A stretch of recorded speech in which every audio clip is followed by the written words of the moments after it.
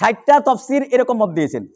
এর মধ্যে এটা কামি মাদ্রাসাতে পড়ানো হয়, আলিয়া মাদ্রাসাতে পড়ানো হয়। তাফসীরের নাম হচ্ছে তাফসীরে জালালাইন। আল্লামা ইমাম জালালউদ্দিন সুয়ুতী রাহমাতুল্লাহ আলাইহি তিনি এই কিতাবটা লিখেছেন, তাফসীরে জালালাইন। আপনারা অনেকে নাম হয়তো শুনে থাকবেন। এই তাফসীরে জালালাইনের মধ্যে এই নূর শব্দটাকে আমার নবীর নূর হিসেবে ব্যাখ্যা করেছেন। চিল্লায়ে বলেন সুবহানাল্লাহ। পৃথিবীতে যত তাফসীর গ্রন্থ হয়েছে, গভীর মনোযোগ, পৃথিবীতে যত তাফসীর গ্রন্থ হয়েছে এবং হবে, সমস্ত মুফাসসিরদের হেড অফ দ্য ডিপার্টমেন্ট হলো আমার নবীর চাচা আব্দুল্লাহ ইবনে আব্বাস। কারণও আছে একটা, কারণ হলো আমার নবী আব্দুল্লাহ ইবনে আব্বাসের সিনার মধ্যে আমার নবীর হাত মোবারক রেখে দোয়া করেছিলেন, আল্লাহ আমার চাচা আব্দুল্লাহ ইবনে আব্বাসকে আপনি এমন কোরআনের ইলম দান করেন যেটা আর কারো হবে না।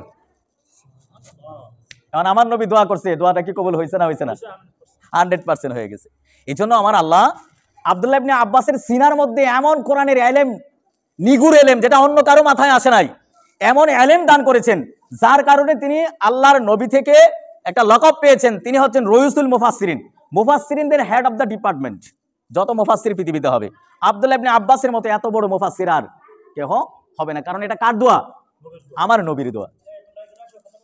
আমার বন্ধুগণ, আমার ভাইরা, এই তাফসিরে আব্দুল্লাহ ইবনে আব্বাসের মধ্যে আমার নবীর আল্লাহর কোরআনের এই শব্দকে বলেছেন নূরুন আই মুহাম্মাদুন সাল্লাল্লাহু তাআলা আলাইহি ওয়াসাল্লাম। তাহলে 60টা তাফসিরের মধ্যে যদি একাধারে আল্লাহ পাকের এই উল্লেখিত নূর শব্দটাকে আল্লাহ পাক আমার নবীর শানে ব্যবহার করেছেন, একথা যদি প্রমাণ করে, তাইলে আমাদের বিশ্বাস করতে কোনো অসুবিধা আছে? আমার নবী নূর, জোরে বলেন আমার নবী নূর। এবার আসুন, আমি বেশি কথা হয়তো আজকে এই শুক্রবারে জুমায় এত কথা বলা সম্ভব না, আমি শুধু মূল কিছু পয়েন্ট আপনাদেরকে একটু বোঝানোর চেষ্টা করবো, বলার চেষ্টা করবো, এগুলো একটু মাথায় রাখার চেষ্টা করবেন। এখন তাফসীর গ্রন্থ শেষ করলাম। 60টা তাফসীরের মধ্যে আল্লাহ নবীর, আল্লাহ পাকের এই কোরআন শরীফের শব্দের এই যে নূর শব্দটাকে আমার নবীর শানে ব্যবহার করেছেন, যে এই নূর দ্বারা আমার নবীকে বোঝানো হয়েছে, আমার নবী নূর। এবার আসুন, তাইলে হাদিসে তার কোনো প্রমাণ আছে কিনা? আল্লাহ রাসূল হাদিসের মধ্যে ইরশাদ করেন, আল্লাহ রাসূল বলেন আউয়ালু মা খালাকাল্লাহু নূরি। এটা আমার নবীর হাদিস। এই বাচ্চারা সামনে আসো, এদেরকে একটু সামলান, এই মারবেন না, মারো না। আমার বন্ধুরা, আমার ভাইরা, গভীর মনোযোগ। তাফসীর গ্রন্থ থেকে বললাম 60টা তাফসীর গ্রন্থের মধ্যে আমার নবীকে আল্লাহ কোরআন শরীফের মধ্যে যে নূর শব্দটা উল্লেখ করেছেন, এর আলোকে আমার নবীকে নূর বলা হয়েছে। বন্ধুরে আমার, একজন দুইজন হইলে মনে করতাম যে তিনি হয়তো তার ধারণা থেকে সঠিক বলে নাই। আব্দুল্লাহ ইবনে আব্বাস রাদিয়াল্লাহু তাআলা আনহু, ইমাম জালালউদ্দিন সুয়ুতী রাদিয়াল্লাহু তাআলা আনহু থেকে শুরু করে অনেক বাগা মুফাসসিরিন কিরাম আমার নবীকে নূর বলেছেন, আমার নবীকে নূর বলে স্বীকার করে নিয়েছেন। এখন আপনি আমি যদি এই নূরকে অ্যাভয়েড করার চেষ্টা করি, তাহলে 60 জন মুফাসসিরকে আমাকে বাদ দিতে হবে, তাদের কথা ফেলে দিতে হবে। আমার বন্ধুরা, আমার ভাইরা, আপনি যদি কোরআন ভালো করে বোঝার জন্য চেষ্টা করেন, তাইলে তাফসীর ছাড়া কোরআন বোঝার কোনো জিও নাই। তাফসীর ছাড়া কোরআন বোঝা যাবে না। কারণ কোরআনে আমার আল্লাহ এমন নিগর ইলম দান করেছেন, এমন তথ্য দান করেছেন, যেগুলো আমাদের দিমাগে কোলাইবে না।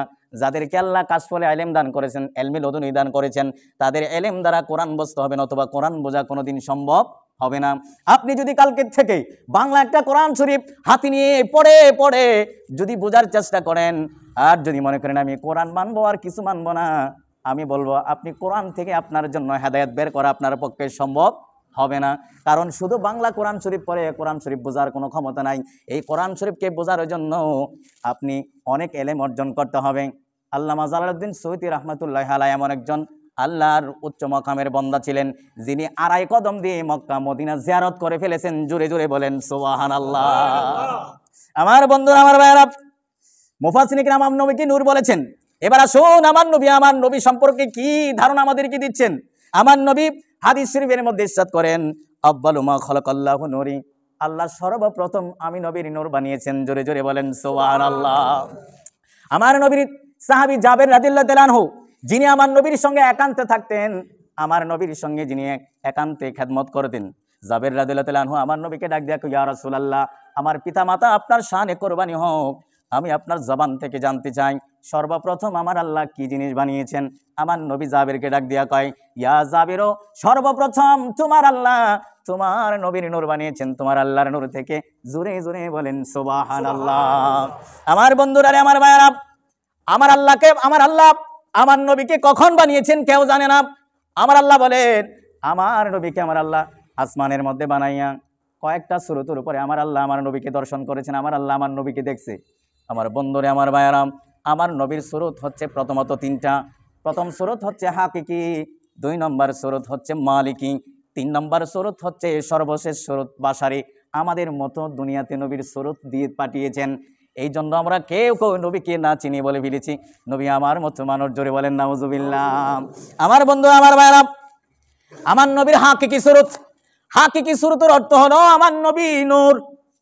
এরপরে আমার নবীকে আমার আল্লাহ মালিকি, ফেরেশতাদের একটা রূপ দান করেছেন। সর্বশেষ আমার আল্লাহ আমার নবীকে বাশারি সুরত দিয়া দুনিয়াতে পাঠাইছেন। ফেরেশতাদের জগতে যখন ছিল তখন ফেরেশতাদের সুরতে আমার নবী ফেরেশতাদের মধ্যে ছিলেন। যখন দুনিয়াতে মানুষের কাছে আমার নবীকে আল্লাহ পাঠাইলো তখন আমার আল্লাহ মানুষের সুরতে নবীকে পাঠাইছে। এর অর্থ এই না আমার নবী দেখতে আমার মতো মনে হওয়ার কারণে আমার মতো